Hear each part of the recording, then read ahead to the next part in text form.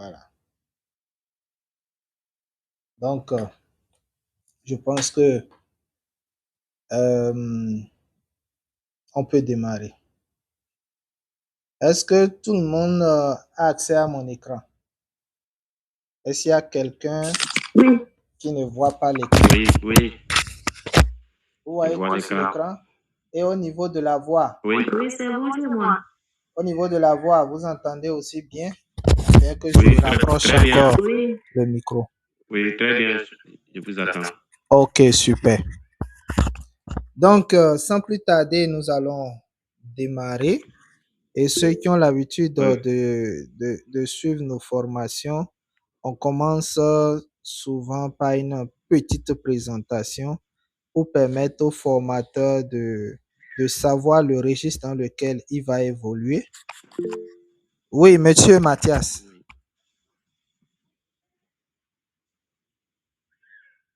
Vous avez levé la main, ou bien c'est une erreur. Donc, je disais, on va permettre à chacun de se présenter et cette fois-ci, elle sera différente de la présentation d'hier. Vous allez nous donner votre nom et prénom de là où vous nous suivez et vous allez ajouter si vous avez des expériences en matière de suivi et évaluation. Donc, ça permet au formateur de savoir quel registre, quel jargon et aussi la vitesse à employer pour la formation afin que chacun se lance, afin que chacun soit vraiment très à l'aise. C'est bon? Donc, on va aller très vite. En 5 minutes, il faut qu'on finisse les présentations. On va commencer avec Madame Aïssatou. Madame Aïssatou nous reçoit.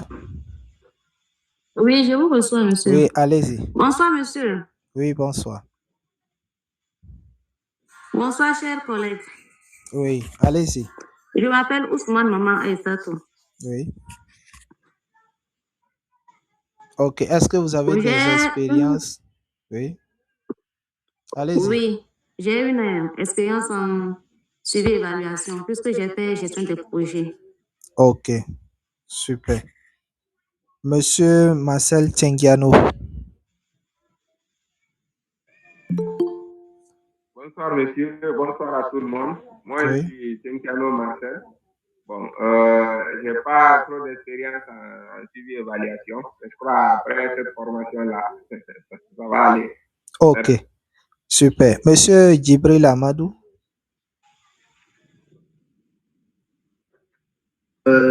Djibril Amadou, je réside à Dougou, je suis enseignant de carrière, mais je suis élu local. J'ai été un peu dans le monde des ONG pendant un moment. Ok. Super. Voilà ce que j'ai dit, merci beaucoup. Ok. Monsieur Begui Dossou, Doussi. Oui, bonsoir. Oui, bonsoir. Oui, je suis Doussi Begui, je réside à Banikwara et je suis dans les projets, mais je n'ai pas une expérience en matière de suivi et évaluation. Ok, merci. Monsieur Gongé Razak. Oui, bonsoir, moi c'est Gongé Razak. Je suis Sinandé, je suis également je n'ai pas trop d'expérience en matière de suivi et évaluation. Ok. Merci. Monsieur Gay Kamara.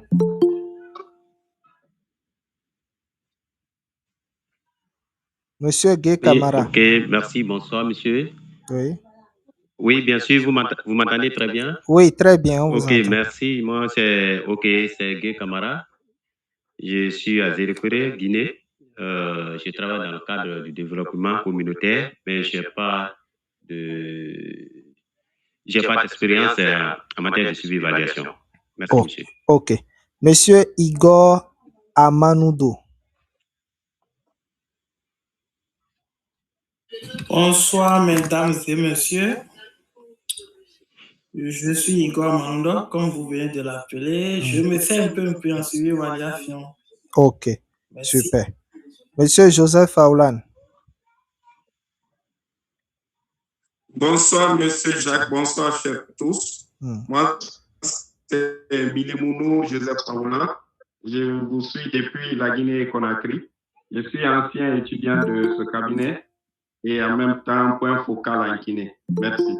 Ok, super. Monsieur Kader Kotopera. Oui, bonsoir à tous.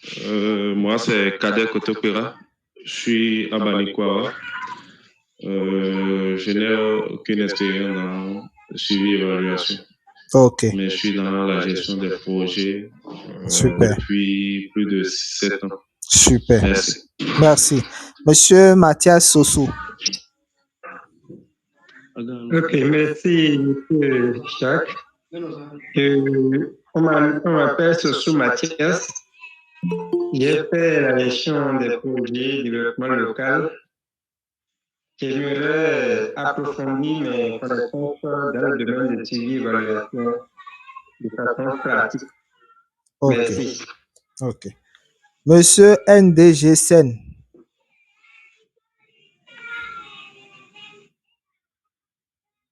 Oui, bonsoir, chers tous. Bonsoir. Ah, c'est madame, désolé.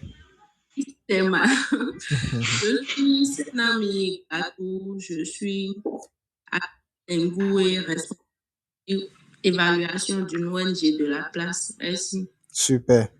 Monsieur Rafiou Yakoubou. Merci Jacques, merci pour l'opportunité. Ici Rafiou Yakoubou, je vous suis depuis Lomé. Mais déjà, je suis avec ma résidence habituelle, c'est Parakou. Moi, je suis responsable en conseil d'entreprise dans le Bordeaux et le Zoo. Et mon ONG, c'est Technocell Bénin. Merci. Merci. Monsieur Rodrigue Zanou. Oui, bonsoir, monsieur Jacques. Bonsoir, chers tous. Et c'est Zanou Rodrigue. Je suis gestionnaire de projet, mais je n'ai pas d'expérience en matière de suivi et évaluation. Je réside à Cotonou. Merci beaucoup. Ok. Monsieur Saba Sambieni.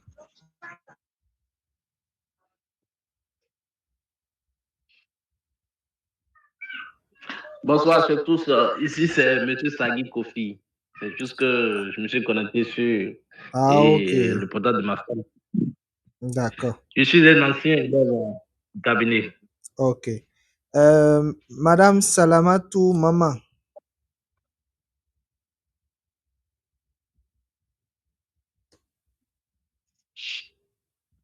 Salamatou Maman n'est pas encore. Salamatou Maman, elle est actuellement dans le bus, donc il fait du bruit, quoi. Ok. Donc, du coup, elle ne pourra pas allumer son micro. Ok. Oui, je comprends. Tu m'avais déjà expliqué ça. Et enfin, Madame Adoukonou Adélaïde.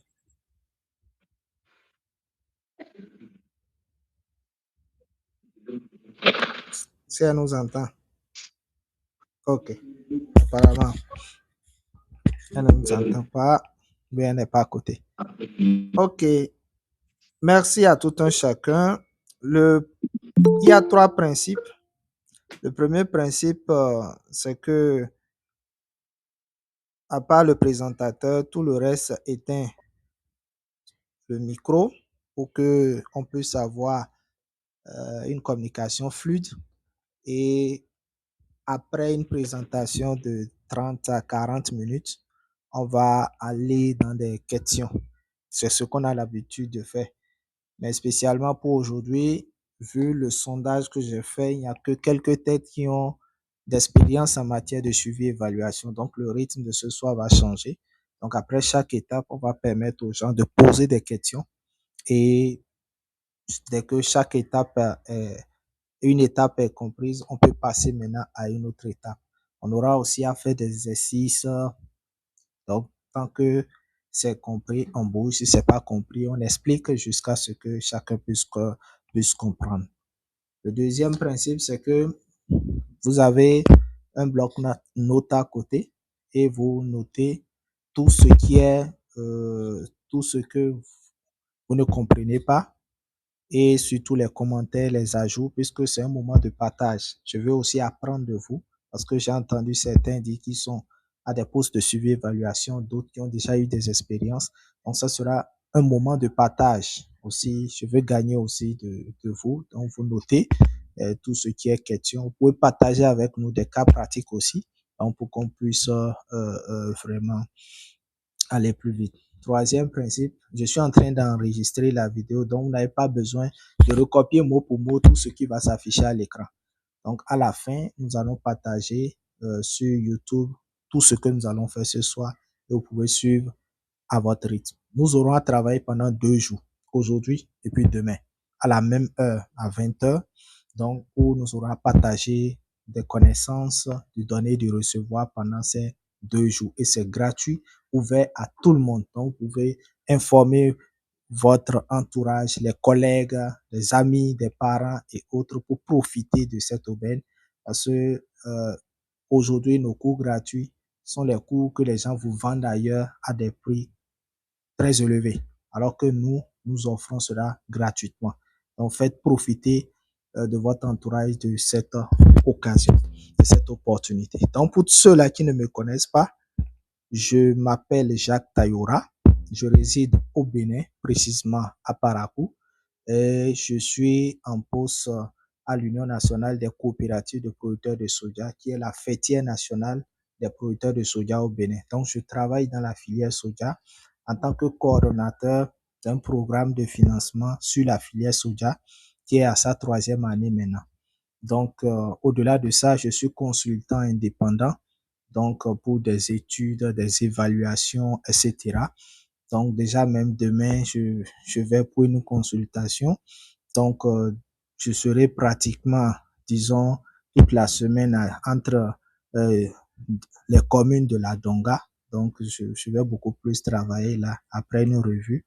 Donc, voilà un peu. Je suis aussi spécialiste en management de projet, suivi, évaluation.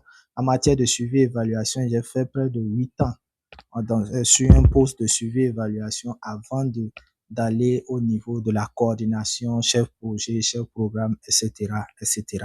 Donc, ça sera beaucoup plus des expériences que j'ai vécues, que je vais partager avec vous. Et je voudrais que vous fassiez aussi de même pour que nous puissions apprendre. Donc, voilà un peu ce que je peux dire sur ma présentation. Alors, quels sont les objectifs que nous poursuivons pendant ces 2 jours? Pas pour la formation en suivi, évaluation de manière générale. Ça, c'est carrément d'autres objectifs. Mais pour ces 2 jours, l'objectif que nous poursuivons, c'est d'amener tous ceux-là qui vont suivre la formation à comprendre les bases théoriques du suivi et de l'évaluation, à acquérir des compétences nécessaires pour mettre en œuvre un cadre de suivi et évaluation efficace, tout au moins à 30%. Au moins 30% de compréhension serait vraiment un espoir pour nous. Savoir concevoir et utiliser des outils pratiques pour le suivi et l'évaluation des projets. On ne pourra pas tout voir, mais les BABA, nous allons vous montrer les BABA. Ce minimum-là, nous tenons à ce que vous ayez ça. Et enfin, pratiquer le suivi et évaluation à travers les études de cas réels et des simulations que nous aurons à faire si nous avons eu le temps. Donc, ça va vraiment.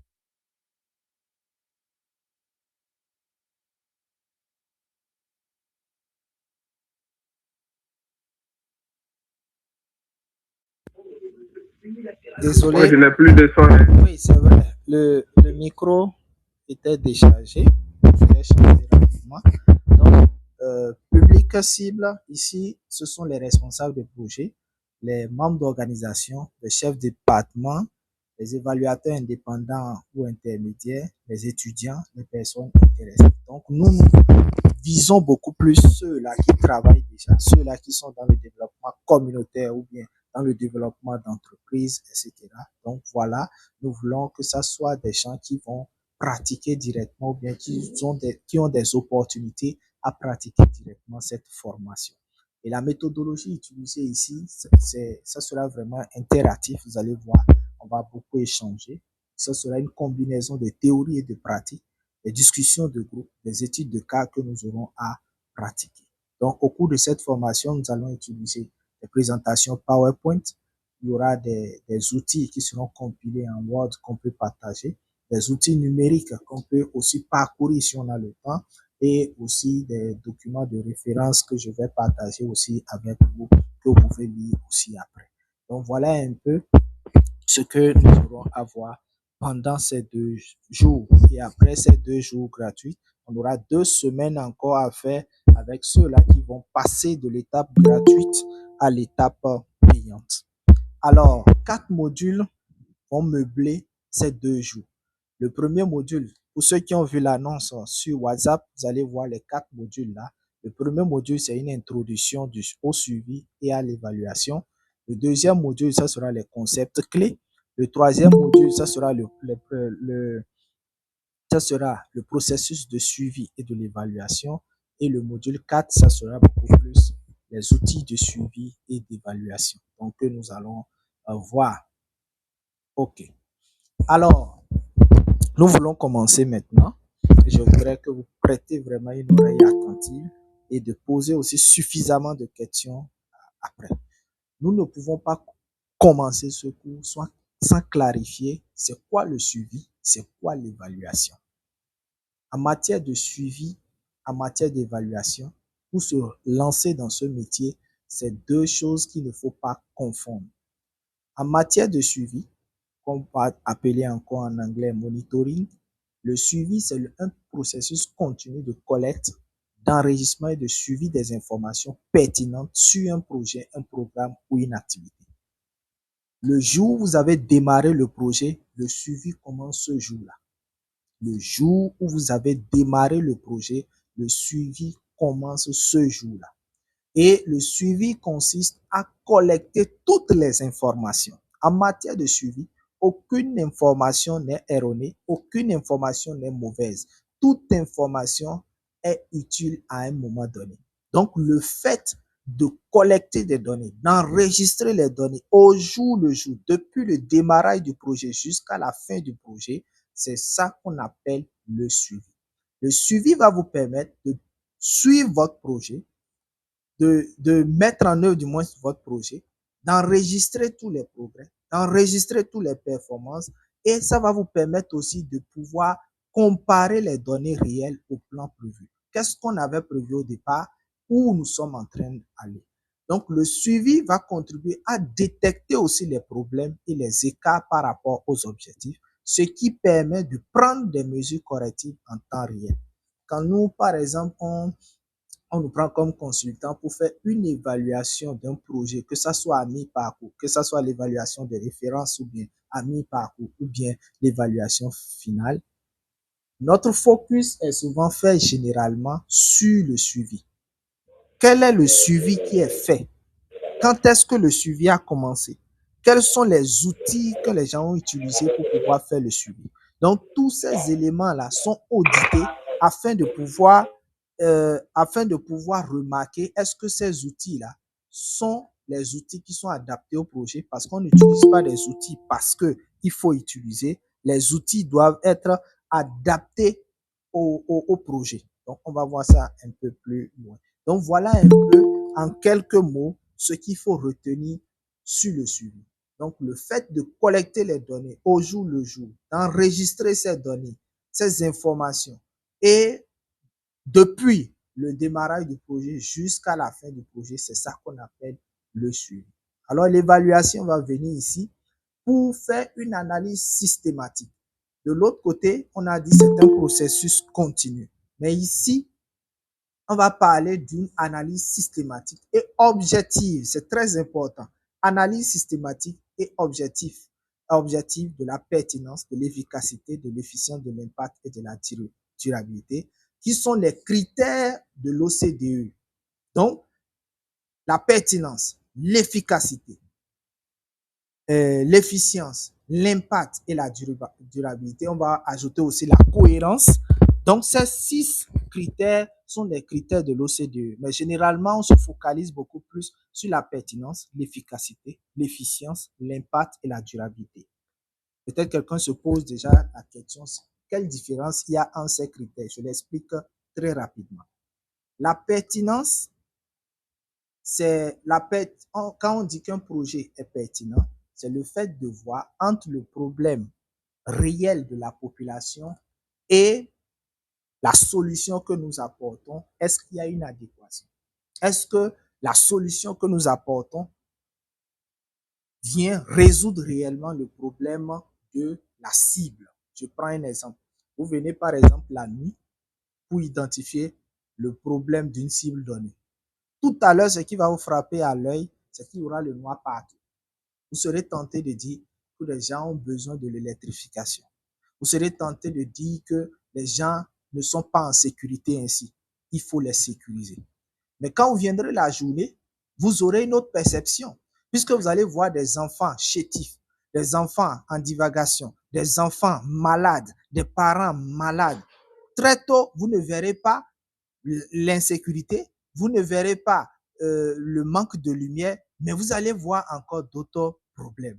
Donc, parfois, pour faire l'identification du problème, il faut prendre toutes les possibilités, tous les revers de la main afin de pouvoir identifier le problème central.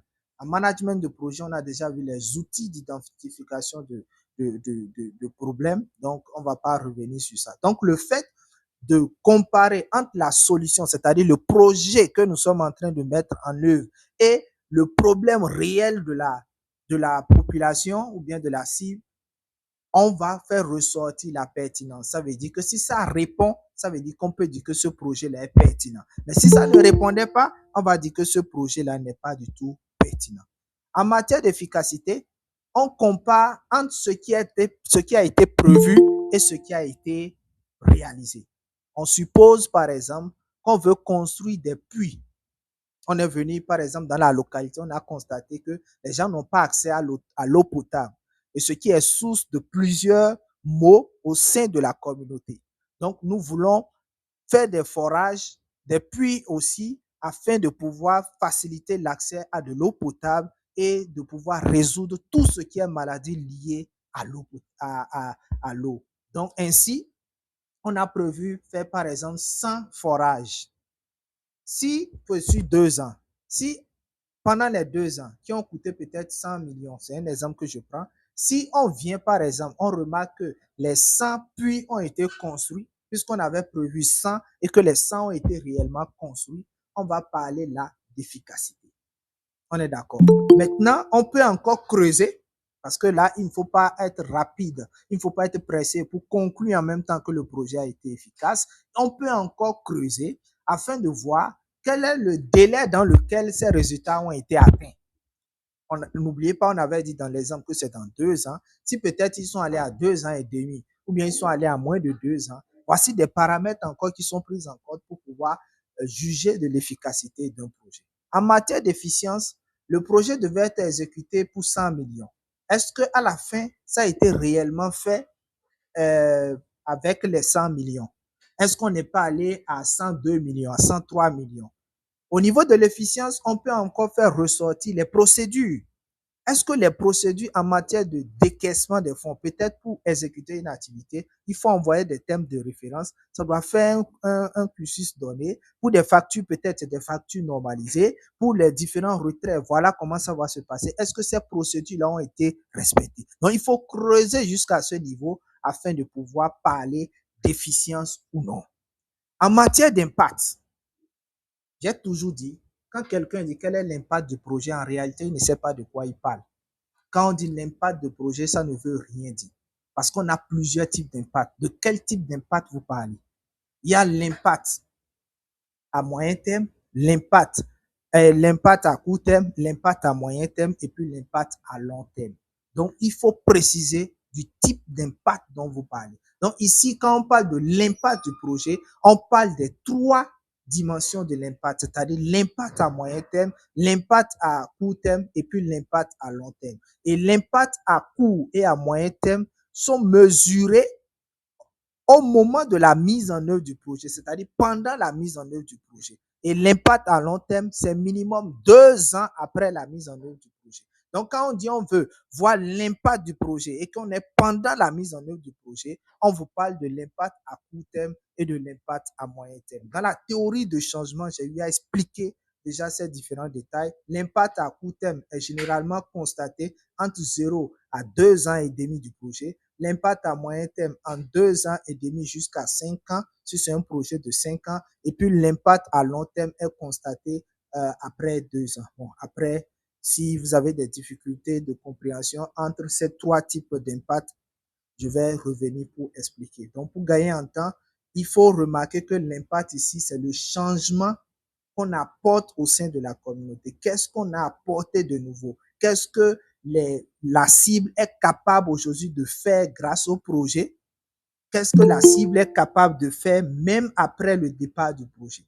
Donc, en matière de durabilité, la durabilité, beaucoup de projets pensent que c'est à la fin qu'il faut parler de durabilité. Non, aujourd'hui, on parle d'action de durabilité. Ça veut dire que déjà, au démarrage du projet, il faut déjà que les actions soient des actions de durabilité, que les activités soient des activités de durabilité, que tout ce que nous allons faire soit des activités de durabilité. Et il y a beaucoup d'outils qui nous permettent de pouvoir mesurer la durabilité. Donc, vous voyez, quand on dit évaluer un projet, en réalité, on tient compte de ces 5 critères. Donc, la pertinence, l'efficacité, l'efficience, l'impact et la durabilité.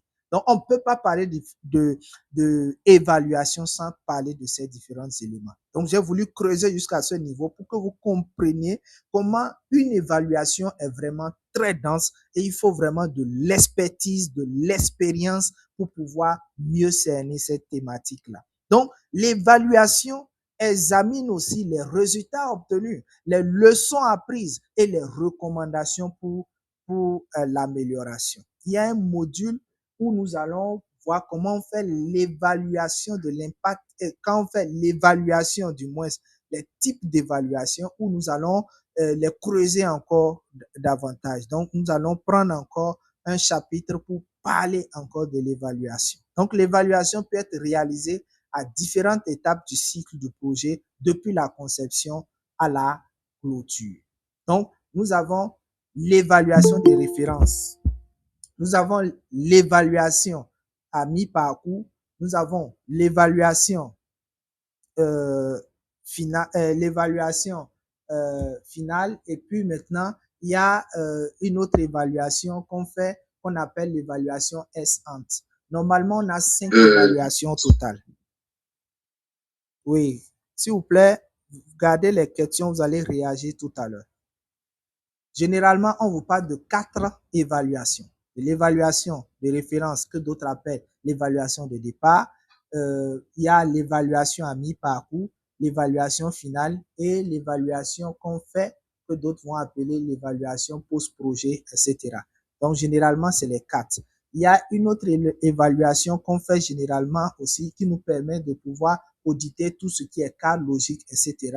qui est faite, cette évaluation est souvent faite avant même l'évaluation de départ. Mais tous les projets ne le font pas généralement. Donc, voilà un peu ce qu'il faut retenir au niveau de l'évaluation. Ce qu'il faut, il ne faut pas que j'oublie, au niveau du suivi, c'est continu, on a dit. Mais au niveau de l'évaluation, vous pouvez comprendre que c'est périodique. C'est périodique. Donc, l'évaluation de départ, c'est avant le lancement du projet. L'évaluation à mi-parcours, c'est entre la 2e et la 3e année de mise en œuvre du projet. L'évaluation finale, c'est dans la 4e année, c'est-à-dire entre la 4e et la 5e année du projet, puisque l'évaluation finale est dans la durée globale du projet. Et puis maintenant, l'évaluation post-projet qui est faite 2 ans au moins après la mise en œuvre du projet. Donc, voilà un peu ce qu'il faut retenir. Alors, le cadre logique, c'est quoi? Le cadre logique, personnellement, j'ai l'habitude de l'appeler la colonne vertébrale du projet. C'est comme ça, moi, j'ai l'habitude de l'appeler. Donc, quand vous prenez le corps, vous voyez, la colonne vertébrale est très, très importante. Vous avez problème au niveau de la colonne vertébrale, vous ne pouvez même plus marcher.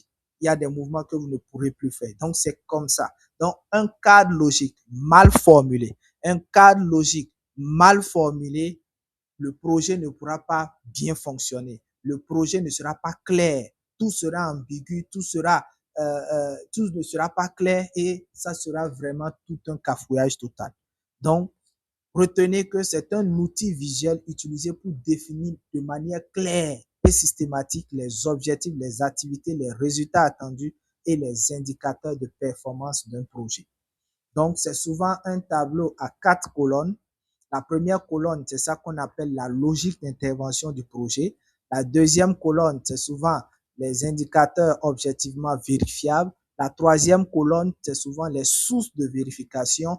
Et la quatrième colonne, c'est ça qu'on appelle les conditions ou les hypothèses. Maintenant, ça dépend des types de projets. Pour les projets anglais, pour les projets allemands, pour les projets français, ça dépend. Il y a certains projets, quand on prend par exemple les projets néerlandais, eux, par exemple, ils ne se focalisent pas trop sur la troisième colonne, c'est-à-dire la colonne des hypothèses. Pourquoi? Parce que eux, ils ajoutent au cadre logique un autre outil qu'on appelle la théorie de changement. On a déjà fait ce cours-là, comment on élabore la théorie de changement, puisque dans la théorie de changement, on valorise les hypothèses et on voit comment les hypothèses, si elles sont vérifiées, comment elles vont contribuer en bien ou bien en mauvais dans la mise en œuvre de notre projet. Quelles sont les actions qu'il faut mettre en œuvre pour les atténuer et on voit de manière claire comment le changement va se produire du démarrage du projet jusqu'à la fin de notre projet. Donc, voilà un peu, le cadre logique va vous permettre de faire quoi? De faciliter la planification, le suivi, l'évaluation. Quand un auditeur vient, par exemple, ou bien un évaluateur vient, le premier outil qu'il prend, c'est le cadre logique. Parce que dans le cadre logique, il va d'abord tester votre logique d'intervention. La logique d'intervention, c'est quoi? C'est quelles sont les ressources qui sont mises à disposition. Ces ressources-là servent à mettre en œuvre quelle activité? Ces activités qui sont menées là servent à atteindre quel résultat? Ces résultats-là servent à atteindre quel objectif spécifique et ces objectifs spécifiques servent à atteindre quel objectif général. Donc, il y a une connectivité au niveau de chaque niveau. C'est ça qu'on appelle le lien de cause à effet. Bien, certains vont parler de lien de causalité. Donc, on va voir un peu plus loin comment on construit un cadre logique. Alors, un indicateur de performance, c'est quoi? Vous allez entendre souvent, on parle d'indicateur de performance, d'indicateur de performance. Ce sont c'est une unité de mesure, parce que j'ai dit un indicateur, c'est une unité de mesure quantitative ou qualitative utilisée pour évaluer le degré d'atteinte des résultats. Est-ce que nous avançons? Est-ce que nous reculons? Ce sont des indicateurs qui nous permettent de savoir si nous sommes sur la bonne voie ou bien si nous ne sommes pas sur la bonne voie. Je prends un exemple. Nous voulons former 30 femmes sur les méthodes contraceptives. L'indicateur ici peut être le nombre de femmes formées. L'indicateur de départ, qu'on appelle l'indicateur de référence, c'est quoi? C'est 30 femmes formées. Ça veut dire qu'à la fin, on doit avoir formé minimum 30 femmes. Qu'est-ce qui nous permet à la fin de savoir que les 30 femmes sont formées? Il suffit de voir les femmes qui sont formées et les compter. Est-ce qu'elles atteignent 30? Oui. Combien on avait voulu former au départ? 30. Combien on a formé à la fin? 30. Ça veut dire que cet indicateur-là est atteint. Ça veut dire que dans la mise en œuvre de notre projet, nous sommes en train de bien évoluer. Donc, vous voyez, c'est comme ça. Donc, cet indicateur-là, on va l'appeler un indicateur. Ça dépend. Hein. Si c'est une activité, on va l'appeler l'indicateur d'activité. Si c'est au niveau d'un résultat, l'indicateur de résultat. Et ce sont les indicateurs qui sont liés aux objectifs qu'on appelle les indicateurs de performance. Et ces indicateurs doivent respecter aussi un critère, le critère SMART. Ça veut dire que l'indicateur doit être spécifique, doit être mesurable, doit être atteignable, réaliste et puis temporellement défini. Donc, voilà un peu les critères que doit respecter un indicateur. Donc, l'indicateur va vous permettre de pouvoir suivre le projet, à prendre des décisions éclairées et à rendre compte des résultats. Donc, les indicateurs, c'est comme les yeux du projet, parce que c'est les indicateurs qui vont vous permettre de voir, de savoir si vous êtes dans la bonne direction ou bien si vous êtes dans la mauvaise direction. Et ces indicateurs sont dans le cadre logique. Donc, voilà ce qu'il faut retenir à ce niveau. Alors, quelle est l'importance du suivi et de l'évaluation dans les projets? Il y en a plusieurs. Mais ici, moi, je vais parler juste de quelques importances. Premièrement, c'est l'amélioration de la prise de décision. Si vous faites bien le suivi, vous avez des outils qu'il faut pour faire le suivi. Vous collectez intelligemment les données sur le terrain. Il y a une bonne analyse qui est faite après. Il y a une bonne interprétation qui est faite après. Vous allez constater que dans ce projet, vous allez prendre de très belles décisions, des décisions éclairées.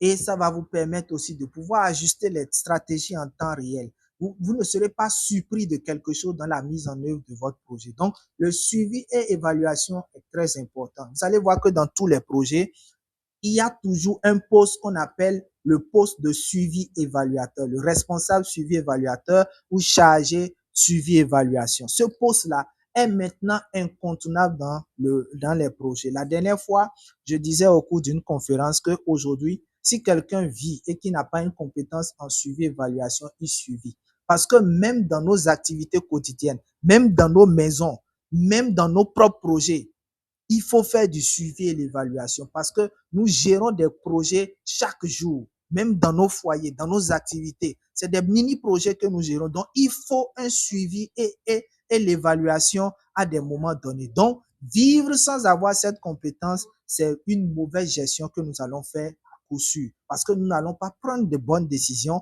Nous allons prendre des décisions qui vont frustrer les gens, qui vont frustrer notre équipe, etc.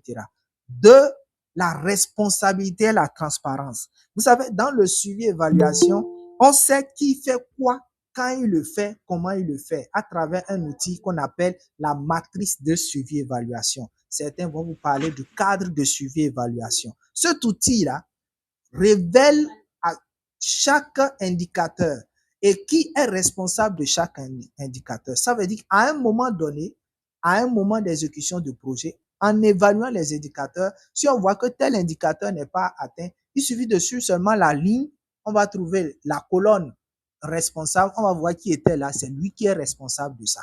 Donc, ça veut dire que si cet indicateur n'est pas atteint, c'est lui qui n'a pas atteint l'indicateur. Et qui va expliquer pourquoi il n'a pas atteint cet indicateur? C'est le suivi évaluateur. Puisque c'est lui, entre-temps, qui collectait les informations dans la manière dont l'autre exécute les activités, dans la manière dont les choses évoluent. Donc, c'est lui qui va fournir des informations pour permettre au chef de projet ou bien au coordonnateur de décider. Donc, si vous êtes dans un projet, en réalité, moi, je l'ai toujours dit, le boss même du projet, c'est le suivi évaluateur. Parce qu'il peut faire renvoyer le coordonnateur. Il peut faire renvoyer le chef projet. Il peut faire renvoyer n'importe quelle personne. Dans un projet, vous êtes contre le suivi évaluateur. Il a toutes les armes nécessaires de vous remercier, de faire en sorte qu'on vous remercie. Parce que c'est lui qui va sortir des éléments d'appréciation pour prendre des décisions sur vous. Donc, vous avez l'obligation d'avoir cette compétence-là, d'avoir les yeux sur ce qui se fait pour qu'au moment opportun, quand il va collecter les données et les interpréter, que vous ayez les outils nécessaires pour dire non, quand on collecte ceci, voilà ce que ça veut dire en réalité. Ça ne veut pas dire ce que tu es en train de dire. C'est très important. Donc, il y a de la transparence à ce niveau. Il y a aussi la mauvaise foi aussi du suivi évaluateur qui peut jouer aussi contre vous. Il y a l'apprentissage et l'organisation.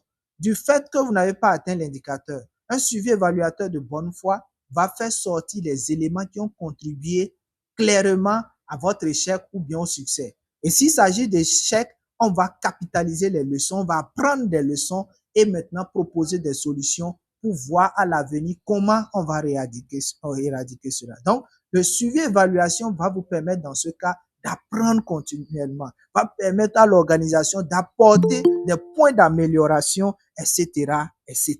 Donc, voilà un peu. Et ensuite, la mesure de l'impact, c'est très important. Donc, l'évaluation va vous permettre de mesurer l'impact du projet, de la communauté, de la cible, etc. Et enfin, la redevabilité vis-à-vis des parties prenantes. Le suivi et l'évaluation va permettre aux bénéficiaires du projet, ceux-là qui bénéficient du projet, de se sentir concernés. Parce que vous allez les rendre compte à un moment donné. Voilà ce que nous sommes en train de faire. Voilà, nous avons travaillé pendant 1 an. Voici ce qui a été fait. voici l'argent qui a été consommé, voici les résultats qui ont été atteints. Et eux, ils vont donner leur avis. Non, ce que vous dites là, c'est pas vrai. Sur le terrain, c'est autre chose. Ah, ce que vous dites là sur le terrain, c'est ça. Nous avons constaté ce problème-là. Nous-mêmes, on réfléchissait à quoi faire pour pouvoir régler ça. Voilà ce que nous on propose. Donc, ça, le suivi évaluation permet à l'équipe projet de pouvoir être redevable vis-à-vis des parties prenantes. Ça peut être au niveau de la cible, ça peut être au niveau du bailleur, ça peut être au niveau des partenaires, par exemple, au niveau des démembrements de l'État, par exemple les mairies, les directions départementales, etc. Donc, il y en a plusieurs, mais voilà les 5 que j'ai voulu partager avec vous ici, qui sont quand même les résultantes de tout le reste. Donc, voilà un peu pour vous montrer l'importance du suivi et l'évaluation dans un projet. Alors, quel est son rôle? Ou bien quels sont les rôles du suivi et de l'évaluation? Premièrement, au niveau de la phase de planification. Au niveau de la phase de planification, le suivi et l'évaluation va vous permettre de définir les indicateurs et les objectifs de performance. Ça va vous aider à créer un cadre logique et la conception d'un plan de suivi et évaluation adapté au projet. Ça, c'est des outils très importants. Le cadre logique, le plan de suivi et évaluation, c'est très important.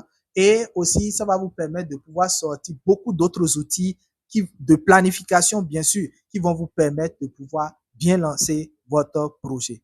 Au niveau de la phase de mise en œuvre, le suivi assure que les activités se déroulent comme prévu.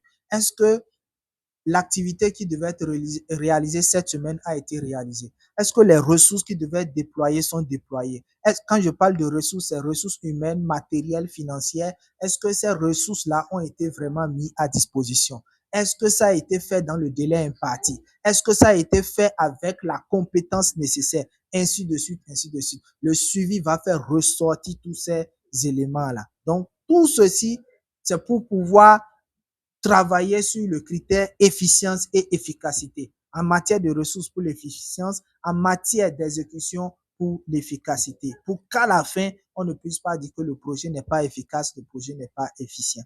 Et à la phase de clôture, l'évaluation va venir maintenant nous dresser le bilan global du projet qui va analyser maintenant les différents critères, à savoir l'efficacité, l'efficience, la durabilité, etc., etc. Donc, voilà un peu le rôle du suivi et l'évaluation au niveau de la phase. Normalement, nous avons la phase d'initiation, la phase de planification, la phase de mise en œuvre, la phase de clôture. Ça, c'est ça qu'on appelle le cycle de vie, non, le cycle de vie de gestion de projet. Voilà, c'est ça, le cycle de vie de gestion de projet. Parce que on a le cycle de vie de projet et le cycle de vie de gestion de projet. Et ici, on est en train de parler de gestion de projet. Donc, ne mélangez pas les choses. Voilà. Ensuite, les types de suivi et d'évaluation. J'ai déjà abordé certains, mais ici, on va les aborder selon un certain nombre de critères. On a le suivi des activités, le suivi des indicateurs et puis le suivi financier. C'est ça que j'ai expliqué tout à l'heure. Au niveau de l'évaluation, les types d'évaluation se font selon soit le temps, soit le critère, selon soit la nature, soit l'évaluateur, le type d'évaluateur. Donc, voilà les différents critères. Donc, ici, nous allons parler beaucoup plus selon le moment. Nous avons l'évaluation formative, nous avons l'évaluation sommative et puis l'évaluation ex-post. C'est l'évaluation formative qu'on appelle l'évaluation à mi-parcours.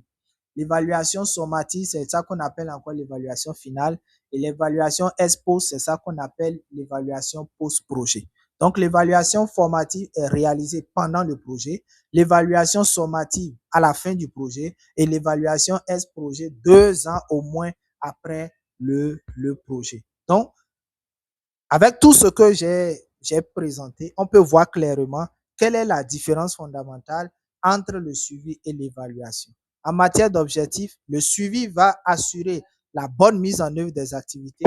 L'évaluation, c'est de juger de l'impact et de l'efficacité. En matière de fréquence, le suivi est continu, on a dit, tout au long du projet. Et au niveau de l'évaluation, c'est périodique.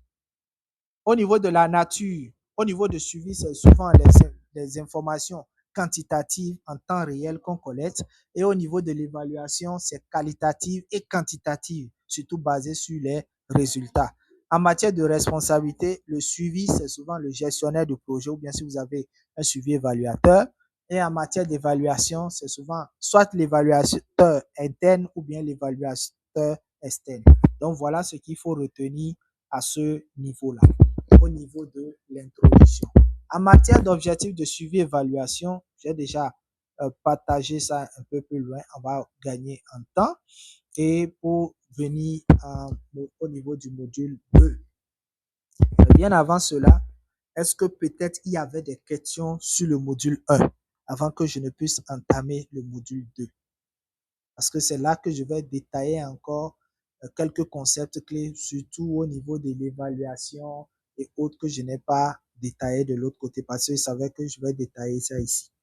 Est-ce que sur ce qui a été dit, il y a de questions? Rapidement en 5 minutes avant qu'on ne puisse évoluer. S'il y a des questions, vous levez seulement la main, on vous donne la parole et vous posez posément votre question. Oui, monsieur Gay Camara. On va prendre. Oui, ok, merci, monsieur. On va lister moi, Oui, monsieur Gay Camara, on va lister toutes les questions et répondre ensemble. Voilà. Je veux juste un peu, je n'ai pas bien saisi la différence entre le cycle de vie de projet et le cycle de gestion. Le cycle de gestion de vie de projet, non? Ou cycle de gestion de projet? C'est compris? Oui. Le cycle de vie de projet. Oui, je suis là. Cycle de vie de projet. Voilà, c'est ça. Oui. Et le cycle de gestion de projet. Voilà. Oui, allez-y. C'est ça ma question. Oui, c'est ça ma question. C'est ça la question. Je n'ai pas bien compris. Voilà, c'est ma question, c'est ça. C'est bien noté. Oui, monsieur Tengiano. Ok. Ok, merci beaucoup, monsieur Jacques. Oui. En fait, les inquiétudes se posent au niveau du planificateur.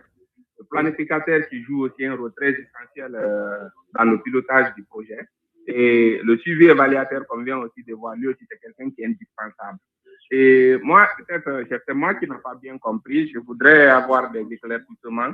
En fait, l'interaction qui lie les deux personnes dans la gestion du projet. Ou autrement, est-ce qu'une seule personne peut gérer les deux postes? Gestionnaire de projet, c'est-à-dire chef de projet, suivi évaluateur en même temps. C'est ça? Monsieur Tengiano, bien il est parti. Allô? Oui. Je ne sais pas si je me suis fait comprendre. Je n'ai pas bien compris. Vous parlez de chef de projet et de suivi évaluateur. Si quelqu'un peut cumuler les deux postes. Non. En fait, au niveau du planificateur. Oui. Le planificateur et le suivi évaluateur, est-ce qu'il y a une interaction dans la gestion entre les deux ou bien une seule personne peut être planificateur en même temps faire le suivi évaluation du projet? C'est maintenant que j'ai compris. Autre question?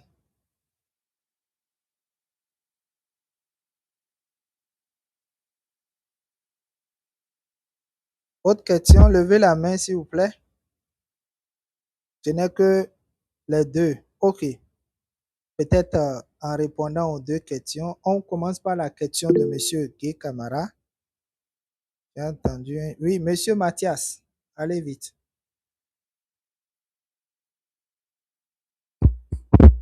Merci, monsieur. Bon, au niveau de l'importance du suivi évaluation, je n'ai pas bien suivi les 5 importances que vous avez énumérées. Okay. Je ne sais pas si après la présentation, nous aurons par WhatsApp le support pour pouvoir nous imprégner correctement de ces importances. Ok. Sinon, vous voudrez bien me les rappeler. Ok, merci beaucoup. Je commence en même temps par la question de monsieur, ou bien quelqu'un veut réagir encore? Ok. Je commence en même temps par la question de monsieur Mathias. Seuls ceux-là qui vont passer à la phase payante auront le PDF gratuitement. Ceux-là qui vont se limiter seulement à la phase gratuite, c'est la vidéo qu'on partage avec eux. Comme je l'ai dit au départ, nous sommes en train de enregistrer tout ce que nous sommes en train de faire. La vidéo sera partagée. Ils peuvent aller suivre la vidéo et noter tout ce qu'ils veulent. Voilà ce qui est prévu. Ça sera partagé sur WhatsApp. Oui, sur WhatsApp, YouTube, sur tous nos réseaux sociaux, vous allez voir ça. On va partager ça. D'accord.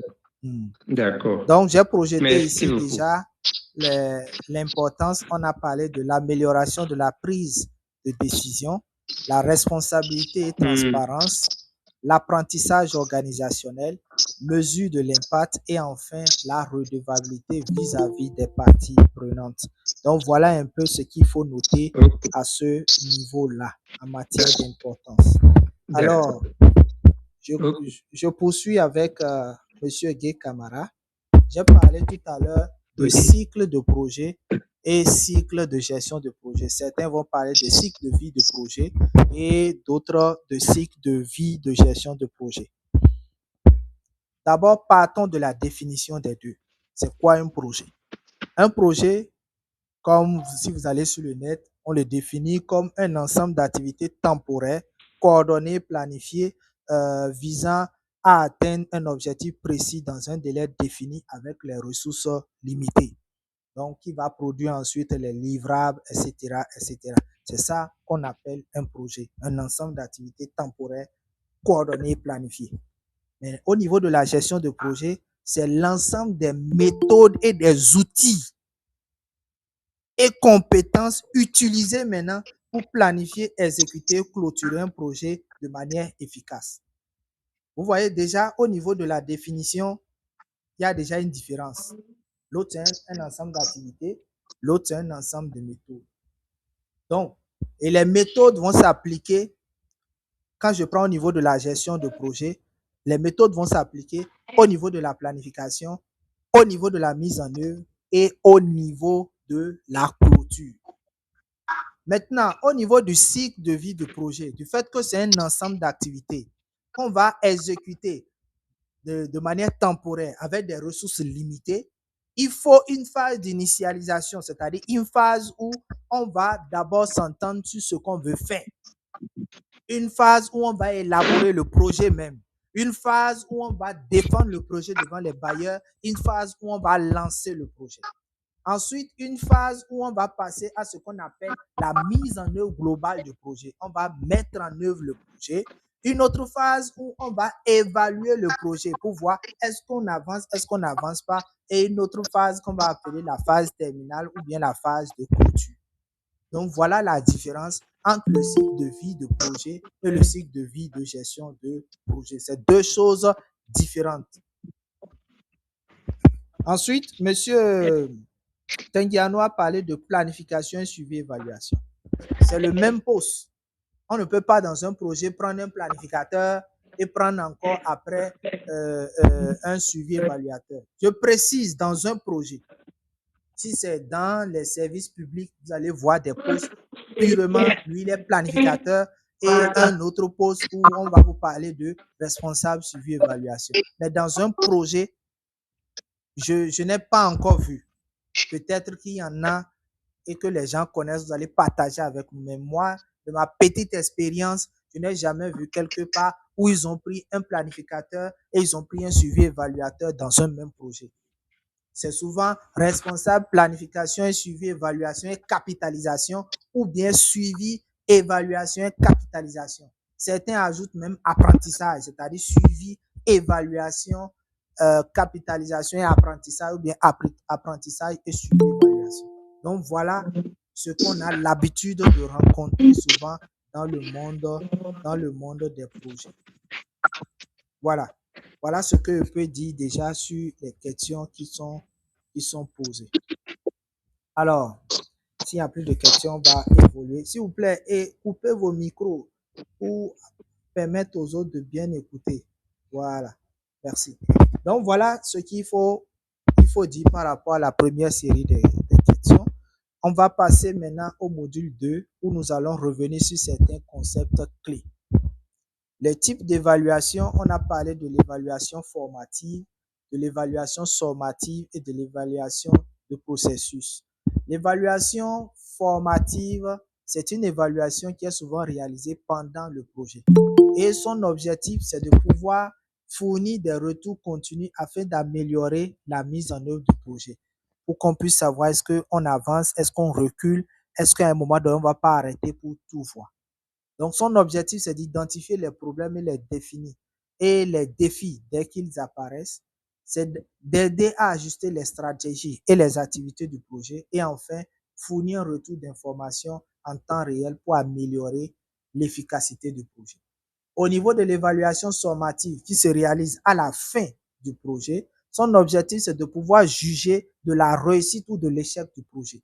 Lui, c'est de pouvoir montrer est-ce que le projet a marché ou bien ça n'a pas marché. Donc, il va commencer par des activités, il va mesurer les activités, mesurer l'atteinte des résultats, mesurer l'atteinte des impacts du projet. Il va évaluer l'impact global du projet et puis maintenant fournir des recommandations pour les projets futurs, pour d'autres projets qu'on va réaliser. L'évaluation de processus se concentre sur la mise en œuvre des activités et sur la manière dont elles sont réalisées. Donc, quand on dit on veut faire l'évaluation, en réalité, dans un projet, quand on dit on veut faire de l'évaluation, on doit préciser c'est quel type d'évaluation. Est-ce que c'est une évaluation formative? Est-ce que c'est une évaluation sommative? Est-ce que c'est une évaluation de processus? Si c'est une évaluation formative, vous ne pouvez pas évaluer, par exemple, l'impact. Ce n'est pas possible. Mais si c'est une évaluation sommative, vous pouvez évaluer l'impact. Au niveau de l'évaluation de processus, qu'on appelle encore d'autres l'évaluation du suivi, se concentre sur la mise en œuvre des activités. Qu'est-ce qui est fait? Il se concentre beaucoup plus sur les activités. Donc, comment le projet a été mené en mettant l'accent sur l'efficacité des processus et des stratégies utilisées. Donc, lui va beaucoup plus s'appesantir sur comment les activités du projet sont mises en œuvre. Identifier les réussites et les défis et améliorer maintenant les processus.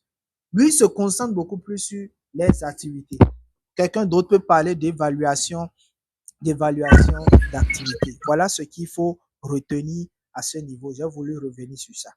Je vais revenir encore sur l'indicateur de performance afin de pouvoir vous montrer comment on utilise les indicateurs SMART. Mais je vais commencer par le critère SMART. Le S, on a dit c'est un cycle. S-M-A-R-T. Le S, ça veut dire spécifique.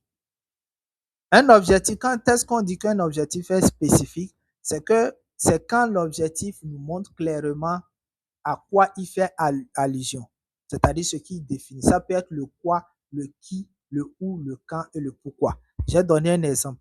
Organiser une formation de 2 jours sur la gestion des finances pour 30 jeunes entrepreneurs dans la ville de Cotonou d'ici août 2025. Vous voyez, on a plusieurs éléments qui sont dedans. Le quoi, le qui, le où et le quand. Et ici, en quoi c'est spécifique, c'est qu'on nous parle ici de la gestion de finances. On connaît déjà, il s'agit de quel domaine. Donc, quand vous formulez par exemple un objectif, quand vous formulez par exemple un indicateur, quand vous formulez une activité, quand vous formulez un résultat, parce qu'on peut avoir des objectifs SMART, des résultats SMART, des activités SMART, on peut avoir des indicateurs aussi ainsi. Donc, tous ces éléments-là vont se tirer dans ces critères-là. Donc, vous devez forcément savoir comment on utilise chaque critère.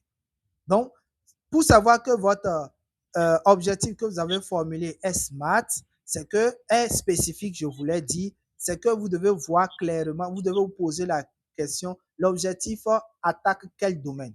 L'objectif va dans quel sens? L'objectif touche quel domaine? Ici, vous allez voir que c'est la finance parce qu'on dit formation de 2 jours sur la gestion de la finance. Donc, ici, il est question de la gestion de la finance. Donc, c'est un domaine financier. Donc, c'est spécifique, c'est clair et on connaît déjà de quoi il est question. Quelqu'un a son micro ouvert et ça fait du bruit. C'est Monsieur Jean. Voilà. Merci. Je l'ai aidé à couper le micro. Même si vous avez votre micro coupé, vous nous entendez. Ensuite, nous avons le deuxième critère qui est mesurable.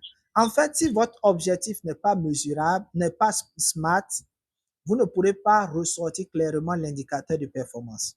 C'est pareil pour les résultats, c'est pareil aussi pour les activités. Donc, il est important de pouvoir vraiment veiller à ce que surtout au niveau de la logique d'intervention, la manière dont vous formulez chaque élément, que ça soit vraiment SMART pour faciliter au suivi évaluateur la formulation des indicateurs de performance. Donc, quand on vient au niveau de la mesurabilité, un objectif doit être mesurable afin de pouvoir suivre le progrès. Ici, quel est l'élément qui va nous permettre d'apprécier? Parce qu'on a dit un indicateur, c'est un élément qui nous permet de pouvoir mesurer les progrès. Donc ici, quel est l'élément qui va nous permettre de pouvoir mesurer le progrès après? Puisqu'on nous a dit qu'on veut former 30. Donc ici, l'élément 30 qui sort est l'élément de mesure.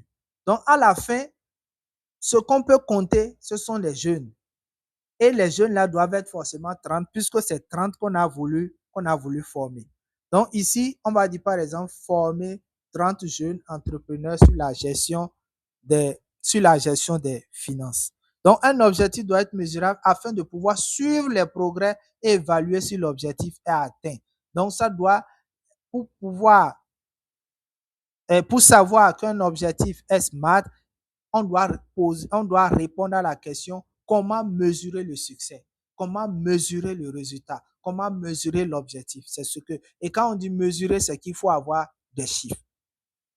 Comment parler du critère atteignable? Il faut répondre à la question est-ce que c'est possible? Par exemple, organiser la formation avec un budget de 500 000 francs avec ou avec un personnel existant. C'est comme vous dites, par exemple, former 10 000 femmes de parcours sur les méthodes contraceptives avec 10 000 francs ou bien pendant 2 mois. C'est spécifique, puisque là, il s'agit du domaine de la santé. C'est mesurable parce qu'on parle de 10 000 femmes, ou bien c'est 1000 femmes que j'ai dit, mais ce n'est pas atteignable puisque ce n'est pas possible de former 1000 ou bien même si c'est 10 000 femmes en 2 mois, ce n'est pas possible. Et si on va même parler des ressources, si on dit par exemple avec 200 000 francs, est-ce que 200 000 francs peut? Ça veut dire que là, ce n'est pas atteignable. Donc, pour savoir que le critère atteignable est respecté dans votre objectif, c'est de vous poser la question, est-ce que c'est possible? Une fois que vous pouvez répondre que c'est possible, ça veut dire que c'est atteignable. Au niveau de la pertinence, vous allez répondre à la question, pourquoi cet objectif est-il important? Ça, c'est la question à laquelle vous allez répondre. Donc, un objectif doit être pertinent, c'est-à-dire qu'il doit être aligné avec les priorités du projet ou de l'organisation. Est-ce que l'objectif là cadre avec les ambitions du projet, cadre avec les atteintes de l'organisation? Voilà. Quand on dit pertinence, c'est ça. C'est pertinence qu'on appelle encore réaliste. Donc, parfois, les gens ont souvent tendance à confondre atteignable et pertinence ou bien atteignable et réaliste. Atteignable, c'est est-ce que c'est possible? Réaliste, est-ce que c'est pertinent? Est-ce que c'est bon pour notre projet? Est-ce que ça cadre avec notre projet? La formation est importante pour renforcer les compétences financières des jeunes entrepreneurs locaux et soutenir leur développement. Et enfin, temporel, un objectif doit avoir un délai précis pour être atteint. Et la question à laquelle que vous devez répondre, c'est quand l'objectif doit-il être atteint? Quand l'objectif doit-il être atteint? Donc, la formation peut s'achever jusqu'en août 2025. Voilà ce qu'il faut faire, l'exercice qu'il faut faire. Il y a des gens qui ne savent pas formuler les objectifs SMART, les indicateurs, les résultats SMART, etc., etc. Pour y arriver, voici les questions que vous devez vous poser. Au niveau de spécificité, c'est quoi? C'est qui? C'est où? C'est quand? C'est pourquoi? Etc. Au niveau de mesurable, comment mesurer? Au niveau de atteignable, est-ce que c'est possible? Au niveau de pertinence, pourquoi cet objectif est-il important? Est-ce que ça s'aligne?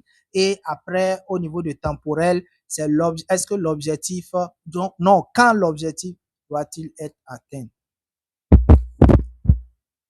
Voilà un petit exercice où on nous demande de formuler un objectif pour un projet de sensibilisation. Donc, ce que on va faire, on ne pourra pas traiter ça maintenant. Maintenant, vous allez faire la capture. Vous allez faire la capture ici à ce niveau. Et puis maintenant, vous essayez après. Donc, pour pouvoir gagner en temps, voici les éléments que j'ai proposés pour que vous puissiez voir un peu comment ça se fait. Vous pouvez faire la photo ici. Donc, je vous donne rapidement 10 secondes pour faire la capture. Et là, après, vous pouvez vous exercer. Alors ici, si je prends le premier, une organisation de santé souhaite sensibiliser la population d'une ville au danger de la consommation du sucre. Voilà comment l'objectif SMART est formulé. Sensibiliser 50 000 personnes sur les dangers de la consommation excessive de sucre en 3 mois à travers des ateliers communautaires et des supports médiatiques. Pourquoi il faut mettre à travers? Ou bien, généralement, on utilise à travers, ou bien en faisant, ou bien, pourquoi il faut le mettre? C'est pour le critère pertinence, pour le critère réaliste. C'est le à travers là qui nous permet de pouvoir juger est-ce que ça peut être réaliste, est-ce que ça peut être, est-ce que c'est pertinent, etc. On va essayer d'évaluer. C'est spécifique parce que ici, il s'agit de la santé. On va sensibiliser les populations. C'est mesurable parce qu'on nous parle de 5000 personnes. C'est atteignable parce que ici, on nous dit qu'on va utiliser des ateliers communautaires. Parce que quand on prend par exemple 3 mois, même si par jour, on doit former 10 personnes, en 3 mois, on peut couvrir les 5000 personnes. Donc, c'est atteignable. Et on nous dit qu'on va encore utiliser des supports médiatiques. Donc là, c'est atteignable. C'est réaliste parce que le message est pertinent et les canaux sont accessibles. Tout le monde sait aujourd'hui le danger du sucre. Donc, le fait, ça répond vraiment aux attentes de la population, ça répond vraiment au contexte actuel en matière de consommation de sucre. C'est temporel parce qu'on nous parle de 3 mois. Les campagnes de sensibilisation vont se réaliser sur 3 mois. Donc, cet objectif est SMART. Donc, voilà comment on analyse. Donc, nous, par exemple, si on nous appelle en tant qu'évaluateur et on doit auditer le cadre logique, on va prendre les objectifs. Et c'est l'exercice là qu'on fait. On fait un tableau pour voir, pour ressortir, est-ce que l'objectif est SMART? Est-ce que c'est mesurable? Est-ce que c'est atteignable? Est-ce que c'est réaliste? Est-ce que c'est temporellement défini? Et à la fin, on conclut bon ou pas bon. Et quand c'est pas bon, on reformule maintenant. Et à la fin, c'est ce tableau-là qui est utilisé pour faire ce qu'on appelle le cadre logique actualisé. Et sur la base de cet outil, les autres outils maintenant seront aussi actualisés. On prend un dernier cas pour un projet de collecte de fonds. Une ONG veut collecter des fonds pour construire un puits d'eau dans une région rurale. L'objectif SMART, collecter 10 millions pour la construction d'un puits d'eau dans une région rurale dans un délai de 4 mois. C'est spécifique parce que le besoin est là et on est aussi dans le domaine, je peux parler du social. C'est mesurable parce qu'on parle de 10 millions, puisqu'à la fin, on va voir combien on a collecté finalement. C'est atteignable parce que ici, on nous parle aussi des événements de collecte, des dons de ligne, etc. C'est réaliste parce que le montant est basé sur les estimations de coûts de construction. Parce qu'on nous parle de construire des pots d'eau et c'est temporellement défini parce qu'on nous parle de 4 mois. Donc, voilà un exercice qu'on fait souvent à ce niveau. Donc, le reste, vous pouvez évoluer, vous pouvez faire des exercices par rapport à ça. Demain, si on a le temps, on peut encore y revenir. On peut faire une liste d'objectifs et là, vous allez essayer de juger si cet objectif est SMART ou si ce n'est pas SMART. Demain, c'est l'exercice par lequel on va commencer. Oui, monsieur Mathias, vous pouvez noter la question. Je finis le module et on prend les questions. Donc, demain, on va commencer par là. Donc, soyons à l'heure. On va faire une liste d'objectifs SMART et ensemble, on va essayer d'analyser, voir si ces objectifs sont SMART ou pas. Donc, voilà l'exercice par lequel on va commencer demain. Maintenant, les types d'indicateurs. Nous avons les indicateurs quantitatifs et les indicateurs qualitatifs. Les indicateurs quantitatifs, ce sont les données numériques qui permettent de mesurer une quantité ou bien des quantités précises. Exemple, le nombre de bénéficiaires formés, le taux de participation, le pourcentage, le nombre de jours de formation réalisés, etc., etc.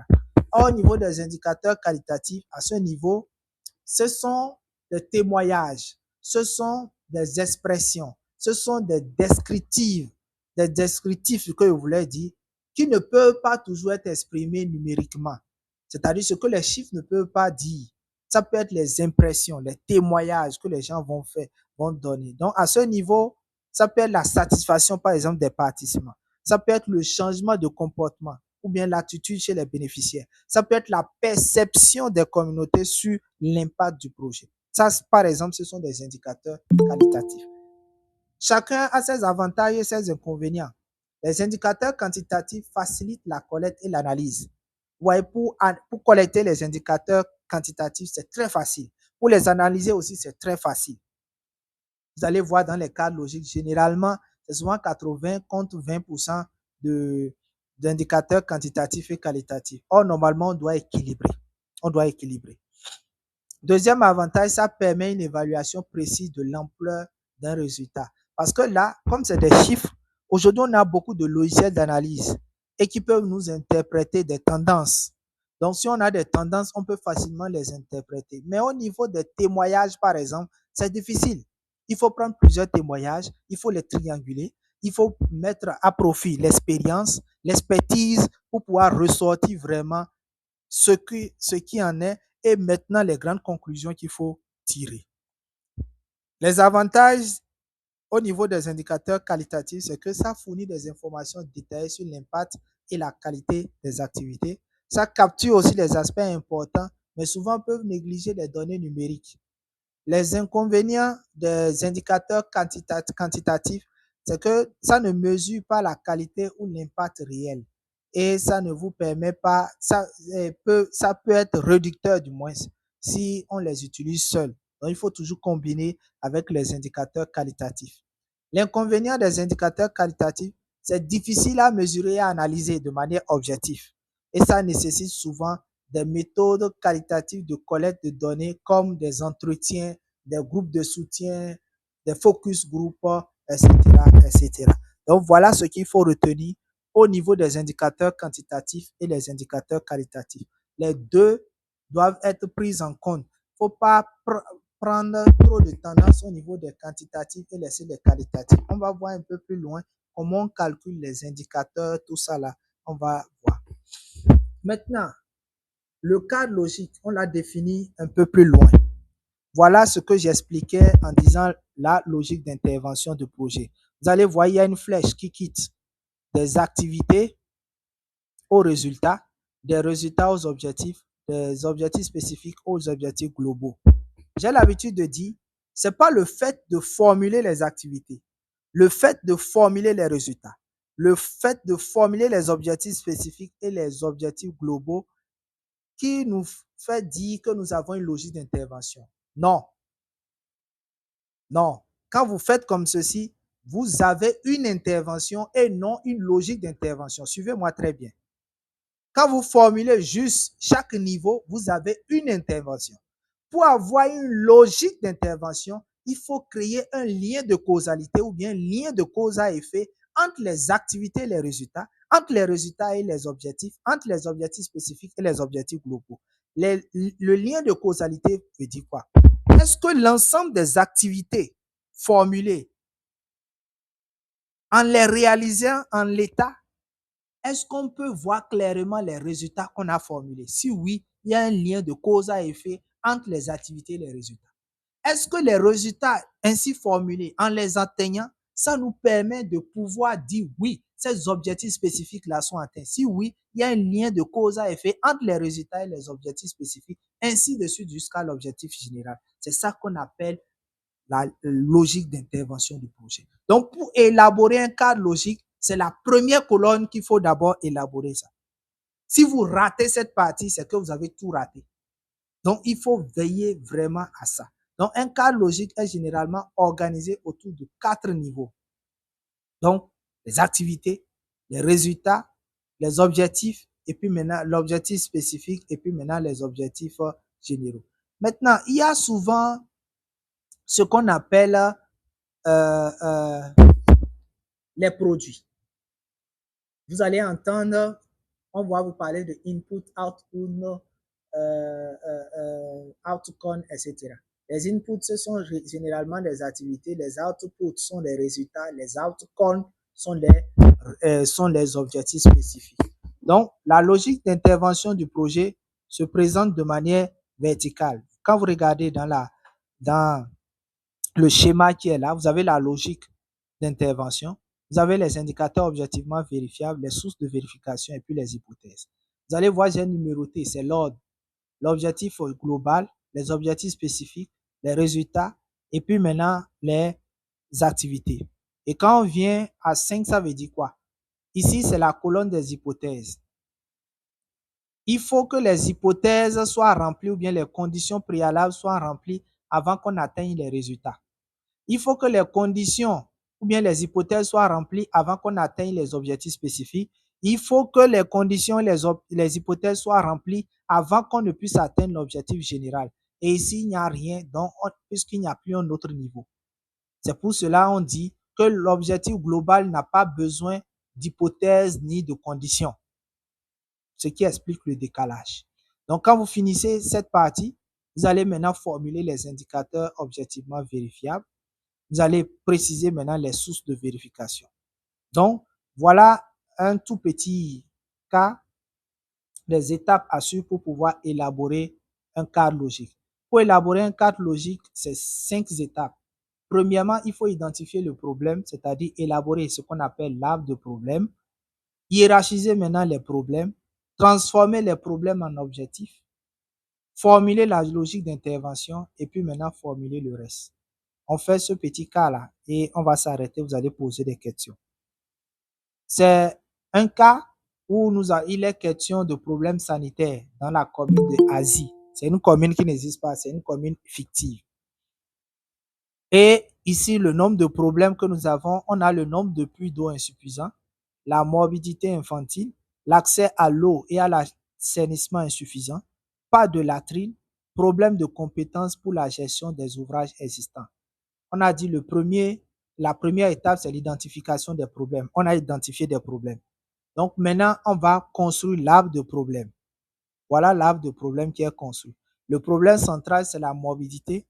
Nous avons les sous-causes, nous avons les causes et puis les sous-causes. Ensuite, la troisième étape, nous allons transformer l'arbre de problèmes en objectif. Pour pouvoir régler la morbidité infantile, c'est qu'il faut transformer ça en objectif. J'ai sauté une étape qu'on appelle l'arbre de solution ainsi défini. C'est ça que d'autres appellent encore l'arbre à objectif. Donc, nous avons contribué à améliorer la santé chez les enfants moins de 5 ans. Au problème accès à l'eau et l'assainissement insuffisant, on va améliorer l'accès à l'eau et à l'assainissement. Au niveau du problème de compétences pour la gestion des ouvrages, on va former les gens pour qu'ils aient les compétences en gestion, donc les compétences de gestion renforcées. Au niveau du nombre de points d'eau insuffisants, on va augmenter le taux, on va améliorer le taux d'accès et enfin, là où il n'y a pas de latrine, on va augmenter le taux d'accès à l'assainissement ou bien améliorer le taux d'accès à l'assainissement. Maintenant, on va hiérarchiser les problèmes. Ici, on a les activités. On va plutôt définir notre logique d'intervention, je vous l'ai dit. Donc ici, nous avons les activités que nous avons listées. Ensuite, nous avons les résultats. Ensuite, nous avons les objectifs et nous avons l'objectif global. Donc, est-ce que nous allons voir un taux d'accès à l'eau amélioré? Pour améliorer du moins le taux d'accès à l'eau, on va réaliser les études géophysiques, on va réaliser des forages et puis construire X réseau d'eau potable. Donc, voilà ce qu'il faut faire, les activités qu'il faut mener pour atteindre chaque résultat. Donc là, nous avons la logique d'intervention du projet, ce qui nous permet maintenant de construire notre cadre logique. Voilà ce qu'on appelle le cadre logique. Nous avons ici la logique d'intervention du projet. Nous avons les indicateurs objectivement vérifiables. Nous avons les sources et moyens de vérification. Nous avons les hypothèses. Je vais prendre un. Résultat 2, par exemple. Un taux d'accès à l'assainissement amélioré. Les indicateurs, le nombre de ménages ayant construit des fosses étanches, le nombre de foyers sensibilisés à l'assainissement. Voilà les indicateurs. Ici, qu'est-ce qui va nous permettre à la fin de dire que oui, ce résultat atteint? Qu'est-ce qu'on va prendre comme élément de vérification? On a les enquêtes auprès des ménages, on a les rapports d'assainissement et on a les données des artisans qu'on a formés.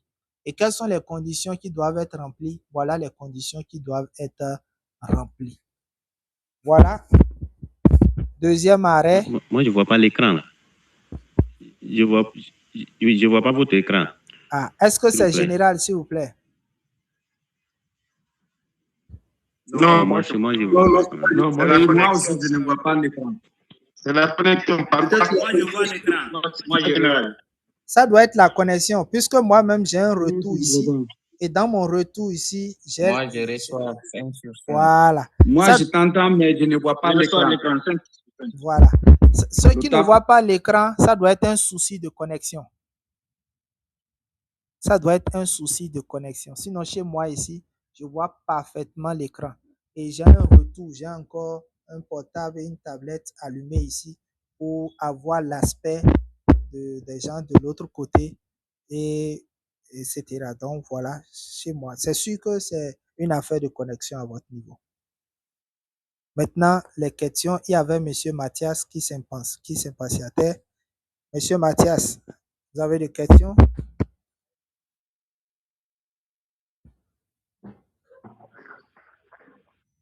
Oui, j'ai des questions, mais pas une question en tant que telle, j'y arrive. Vous avez formulé deux objectifs. Je suis en train de voir. Bon, là, vous avez formulé vous parlez de 50 et sensibiliser 50 000 personnes sur en 3 mois, sur quelque chose là. C'est là? Je n'ai pas fini de noter. Oui. Et ici, si vous venez sur cette formulation. Je suis là actuellement. Ce que vous dites oui, et si ce que vous dites est intéressant, je n'ai pas pu noter clairement. C'est ça que c'est sensibiliser 5 000 personnes. C'est ça, non? Oui, c'est ça. Sur les dangers de la consommation. Bien, ce que moi je voulais savoir, oui. Est-ce que vous pouvez nous aider à formuler les objectifs, les indicateurs, c'est quoi encore? Bon, vous avez dit, si c'est une question, je vois que c'est pratique, quoi. Donc, vous avez oui, ne vous inquiétez pas, Monsieur Mathias. Monsieur Mathias, oui. Ne vous inquiétez pas pour ça. Oui. J'ai dit demain, c'est journée exercice. Oui. Donc, j'ai dit que demain, c'est par là on reprend. Je suis d'accord qu'actuellement, vous ne pouvez pas tout maîtriser. C'est pour cela que je disais, quand on va finir, je vais mettre la vidéo sur YouTube. En journée, vous allez encore réécouter le cours posément. Et demain, on commence par les exercices avant de poursuivre le cours. Mais pour réécouter, oui. Alors, vous me recevez? Oui, je vous écoute. Pour réécouter sur YouTube, par exemple, je n'ai pas le lien pour pouvoir écouter bien.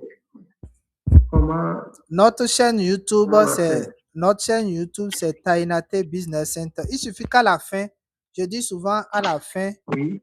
de m'envoyer juste un coucou. Oui. Vous m'envoyez juste message coucou. Si je vois coucou après la fin du cours, oui. Je sais déjà que c'est quelqu'un qui vient de suivre le cours. Et je lui envoie la vidéo, le lien. Ok. Voilà. À la fin, je vais vous laisser mon numéro. D'accord. Oui. Et là, quelqu'un m'envoie coucou. Automatiquement, je lui envoie le lien. Ok. C'est bon? Merci. Ok, super. C'est bon. Merci. Il y avait Madame Adoukonou qui avait la main levée. Oui, bonsoir, Monsieur Jacques. Oui, bonsoir. Et merci pour la présentation. Moi, j'ai une préoccupation qui concerne les types d'évaluation. Oui. Bon, et précisément l'évaluation ex-post ou l'évaluation du processus. Vous avez dit, si je ne me trompe pas. Oui. Et vous avez dit, bon, erreur de ma part, que c'est une évaluation qui se fait avant même le démarrage du projet. Quel type Et d'évaluation? après, vous avez dit que... Alors, vous me suivez? Oui, oui, mais il y a un peu après, de bruit vous avez dit autour. Oui, c'est pas chez moi. Monsieur Mathias n'a qu'à couper son micro. Ok, voilà, il y a un micro. Voilà, allez-y maintenant. Et c'est concernant l'évaluation ex-post ou l'évaluation de processus. Oui. Maintenant, bon, si j'ai bien compris, vous avez dit que c'est une évaluation qui se fait avant le démarrage du projet. Mais après, vous avez dit que ça permet de comprendre comment les activités sont menées. C'est là que je n'ai pas compris. Moi-même, je n'ai pas compris la question. Vous parlez de quelle évaluation d'abord? L'évaluation? Oui. Évaluation ex-post. Ex-post, oui. Oui, ou évaluation de processus. Vous avez dit elle est faite souvent avant le démarrage du projet. Ok. C'est bien ça, non? Non, c'est pas ça. C'est ça, non? Si je l'ai dit, ça veut dire que c'est une erreur. L'évaluation ex-post est différente de l'évaluation de processus.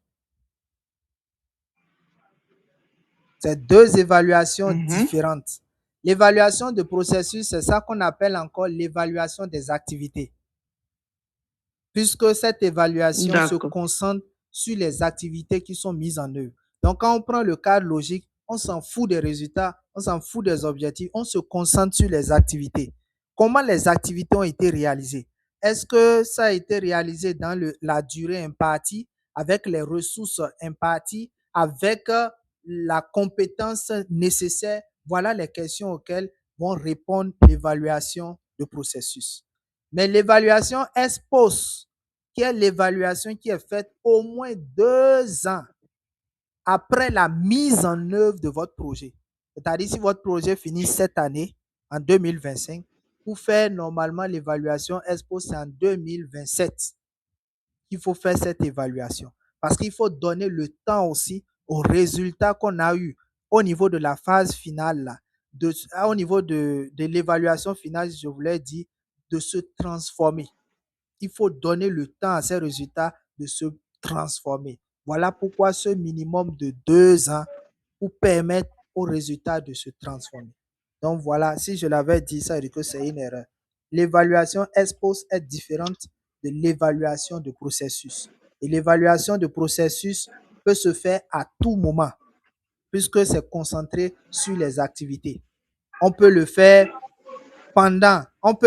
avant l'exécution du projet, pendant l'exécution du projet et même à la fin du projet.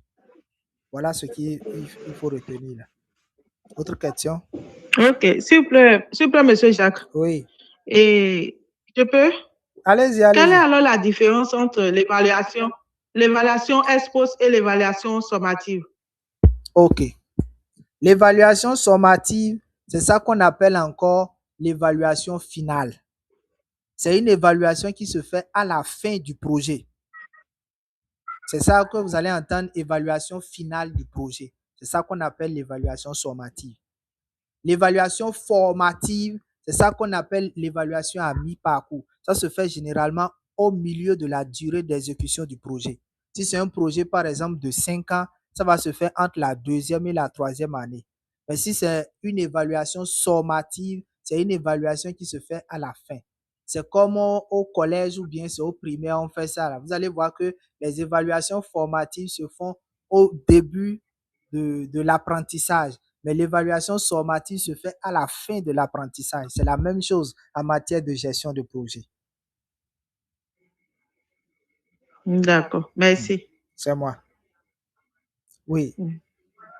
Monsieur Sidiki Keita, vous avez la main levée.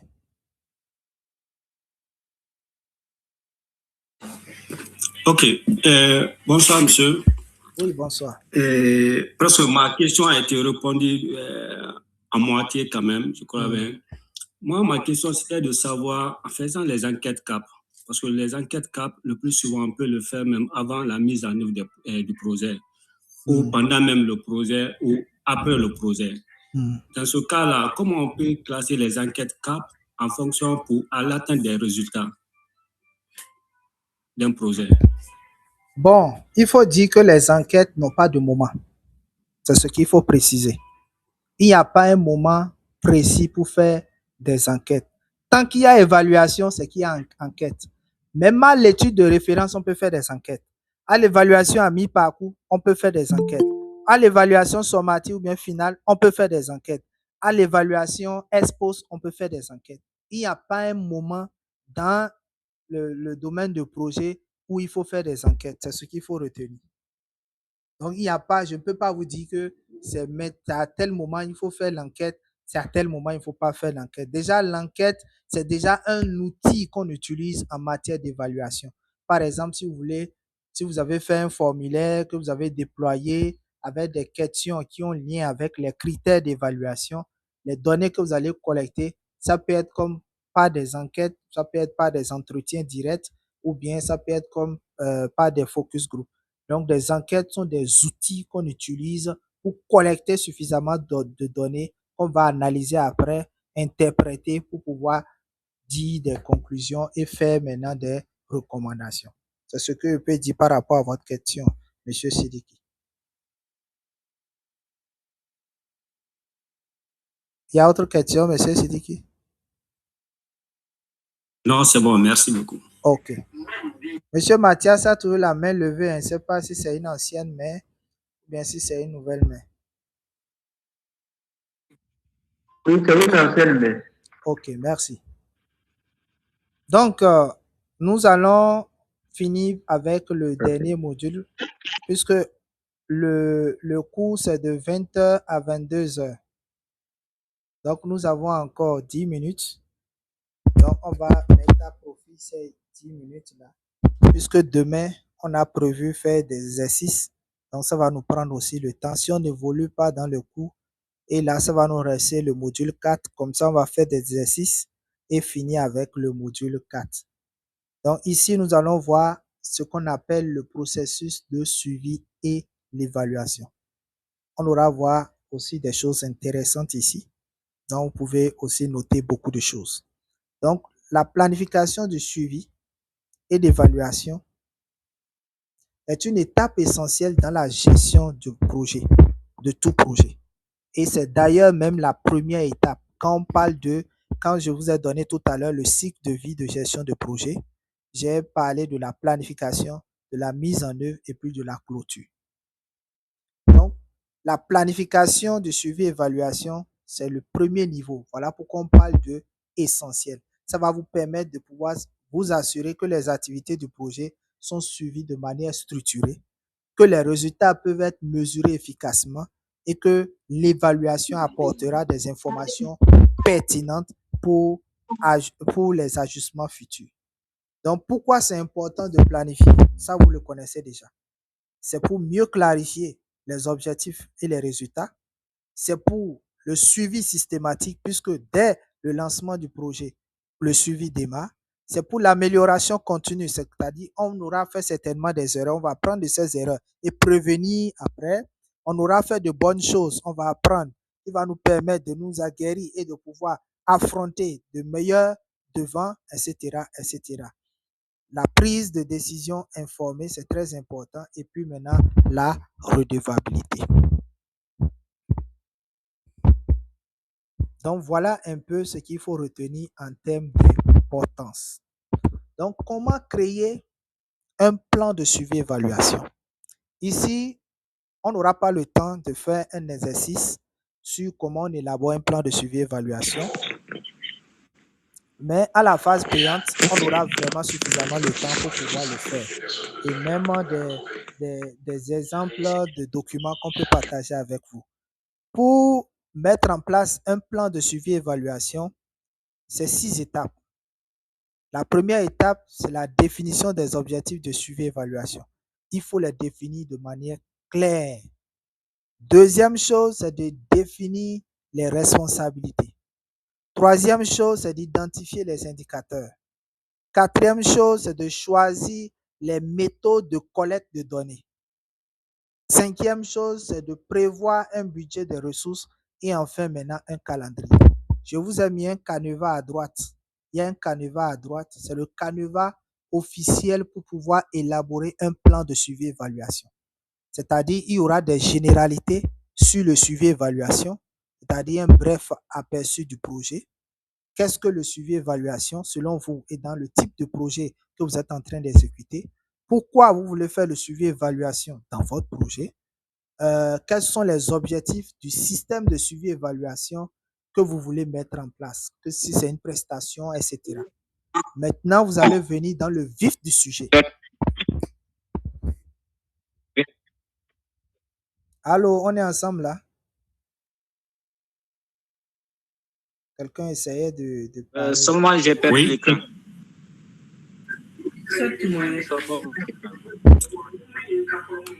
Chez moi, l'écran est bien affiché. Je ne vois pas l'écran. Voilà, ça doit être un souci de connexion à votre niveau.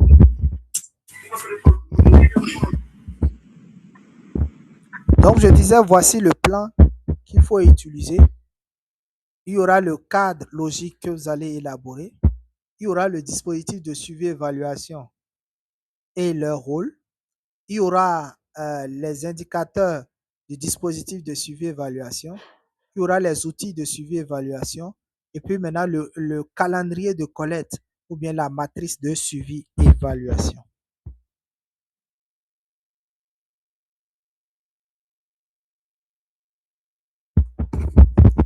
On est ensemble?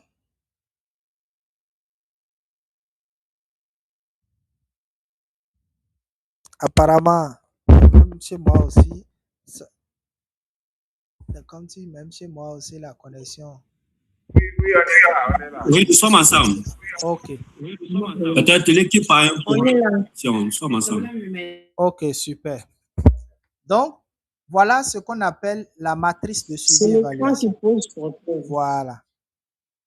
Donc, voilà ce qu'on appelle la matrice de suivi et évaluation. Donc, on a le modèle simplifié et puis le modèle détaillé. Donc, dans les exercices, on va voir les deux. Le modèle simplifié et le modèle détaillé. Le modèle simplifié, on l'utilise quand on est sûr que l'ensemble des collaborateurs du projet sont, c'est que ces collaborateurs-là maîtrisent suffisamment le suivi et évaluation. Mais s'il y en a dedans qui ne maîtrisent pas, je vous conseille de prendre le niveau détaillé. Si vous prenez le niveau détaillé, ça va arranger.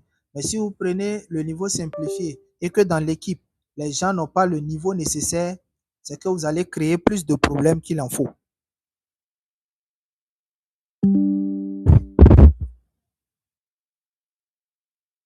OK.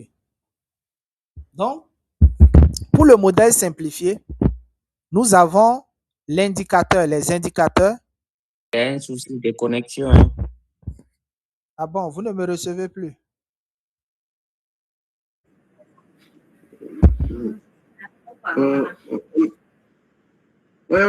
Oui, c'est pareil. Ça grisonne. Oui, c'est comme à mon retour ici. Au niveau de mon retour ici, c'est pareil. J'ai des difficultés vraiment à vous entendre. J'ai des difficultés à vous entendre. Bon, si la connexion va nous embêter, on va s'arrêter là. C'est inutile de faire le cours. C'est le problème de connexion. Hein. Inutile de faire le cours alors que les gens n'entendent pas. On va s'arrêter là. Il ne restait que 5 minutes. Là, demain, espérons qu'on ait une bonne connexion. On va mieux démarrer le module 3, mais en faisant nos exercices d'abord. je tiens aux exercices là. Chacun de vous doit maîtriser comment on formule les indicateurs de performance, les objectifs SMART, etc. Donc, c'est par là on va commencer. Demain, on ne va pas attendre les gens. À 20h00, ceux qui seront là, on va démarrer avec eux. Donc, voilà un peu ce qu'on va faire. Je propose qu'on arrête. Même moi aussi, au niveau de mon retour, je ne m'entends plus bien. Donc, la connexion est générale. On peut s'accorder comme ça?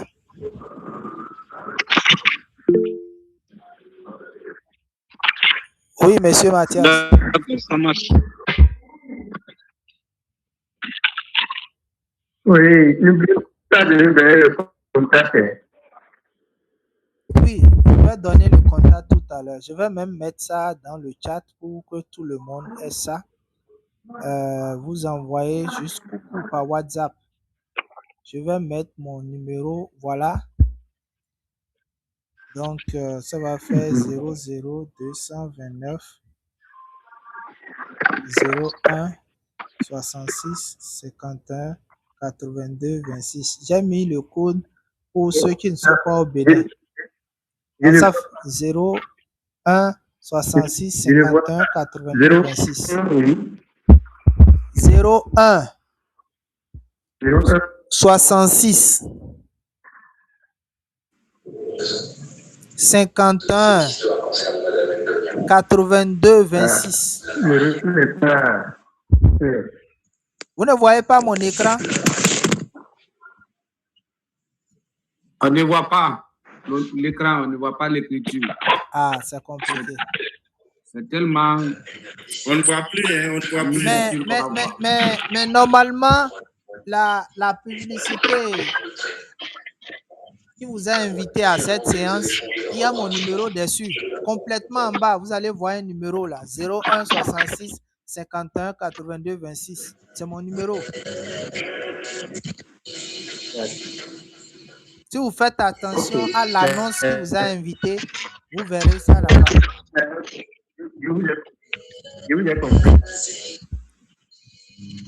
Veuillez enlever le curseur sur le numéro. Parce que moi, je vois le numéro, mais la fin là, je ne vois pas. D'accord, c'est bon. Je vais même lancer. C'est bon? Oh, oui, c'est bon. Voilà. Donc, ça fait 01 66 51 82 26. Donc, pour ceux qui sont hors du Bénin, vous ajoutez plus 229. Donc, c'est un numéro WhatsApp. On va s'arrêter là pour aujourd'hui parce que la partie qu'on voulait entamer est très importante. On aura à voir beaucoup de choses là. Donc, demain, on n'a pas droit à être en retard. On doit vraiment être à l'heure pour pouvoir prendre 30 bonnes minutes pour faire des exercices et le reste du temps, on va revenir sur le cours et après faire encore d'autres exercices. Donc, on n'a que demain pour finir la phase gratuite. Donc, si le temps nous manquait, ça veut dire qu'on ne pourra plus continuer. Il n'y a que ceux-là qui vont passer à la phase payante. C'est avec eux qu'on pourra poursuivre maintenant le jeudi, je crois. C'est bon? Est-ce qu'on peut vivre avec, s'il vous plaît? Oui. Okay.